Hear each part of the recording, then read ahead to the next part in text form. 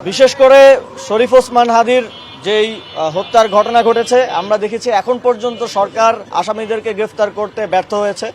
আসামিদেরকে identify করা হয়েছে, তারা কোথায় আছে তাদেরকে সেটাও সরকার নিশ্চিত করতে পারছে না। এটা অত্যন্ত দুঃখজনক এবং এই জায়গা থেকে শুধু আমি না, সকল প্রার্থীর জন্যই একটা ঝুঁকির জায়গা থেকে যায়। বিশেষ করে জুলাই গণঅভ্যুত্থানে যারা নেতৃত্ব দিয়েছে তাদেরকে টার্গেট করা হচ্ছে বলে আমরা বিভিন্ন মাধ্যমে শুনতে পেরেছি, জানতে পেরেছি। আমাকেও সরকারের বিভিন্ন স্তর থেকে এবং বিভিন্ন গোয়েন্দা সংস্থা থেকে মাঝে মধ্যে জানানো হয় যে আপনার নিরাপত্তা ঝুঁকি আছে, এখানে যেতে পারবেন না, ওখানে যেতে পারবেন না। ফলে আমরা যদি ফ্রিলি মুভ না করতে পারি তাহলে নির্বাচনী প্রচারণার ক্ষেত্রে আমরা অনেকটাই পিছিয়ে যাওয়ার সম্ভাবনা আছে। সেক্ষেত্রে আমি মনে করি যে শুধু আমি না, এ ধরনের যাদের ক্ষেত্রেই ঝুঁকি আছে এটা সরকার এবং সরকারের গোয়েন্দা সংস্থাগুলো ভালো বলতে পারবে। তাদেরকে নিরাপত্তা দেওয়ার জন্য সরকার সর্বোচ্চ ব্যবস্থা গ্রহণ করবে, সেটা প্রার্থী হোক, নির্বাচন কমিশন হোক।